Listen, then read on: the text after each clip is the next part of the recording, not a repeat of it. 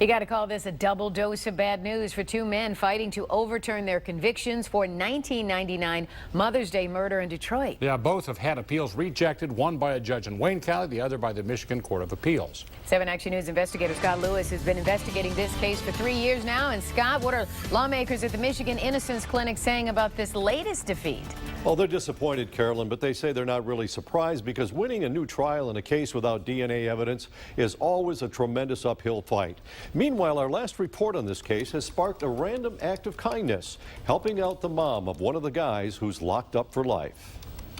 You excited? Yes, I am. Ernestine Smith is excited because she's about to visit her son in prison for the first time in over 2 years, thanks to this 7 Action News viewer who was touched by one of our stories.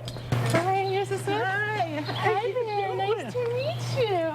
Marie Woolen stepped forward to help after reading this story on WXYZ.com. I reported that the Michigan Innocence Clinic had just filed its first appeal for Smith's son, Kendrick Scott. Scott and Justly Johnson are serving life behind bars for the murder of Lisa Kindred, a crime they swear they didn't commit. In the story, I mentioned that Smith hadn't seen her son in years because she's in poor health and has no transportation. When Woolen read that, she called Channel 7 and offered to drive Smith to a prison in Saginaw to see her son. I think our society, we tend to focus too much on me, and versus we should be looking at we, because helping somebody always makes a difference, and then it makes our community stronger. As Woolen headed off for the visit, there was new hope for both Scott and Johnson. Lawyers from the Michigan Innocence Clinic had just filed their first appeal for Kendrick Scott, and the Court of Appeals was considering Johnson's 5th appeal. Both appeals were based in part on a new witness uncovered by the 7 Action News investigators. Lawyers were optimistic, but recently got news that the appeals court has rejected Johnson's appeal. Staff attorney Imrad Syed says Johnson lost on technicalities, not on facts. I think that's really what's tripped him up here, and it's difficult to explain that to someone, that it's not about your guilt or innocence, it's about whether you can get through this narrow hoop that you need to jump through to have your case even heard. And shortly after Johnson was turned down by the Court of Appeals, came word that Scott's appeal had also been rejected by Wayne County Circuit Judge James Callahan.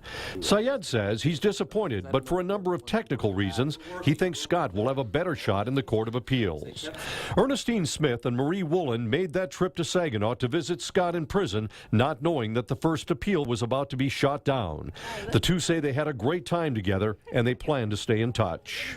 And I really like her, because she was so nice. And she sponsored the whole trip, wouldn't take anything. You gonna stay in touch? Yeah. Just today, the Michigan Innocence Clinic filed Justly Johnson's appeal with the Michigan Supreme Court. Scott and Johnson were convicted on very slim evidence. Innocence lawyers in Wisconsin and Michigan have put forth significant amount of evidence, casting doubt on their guilt and pointing to someone else as the more likely killer. To get more details on this case, you can go to our website, WXYZ.com. I'm Scott Lewis, 7 Action News.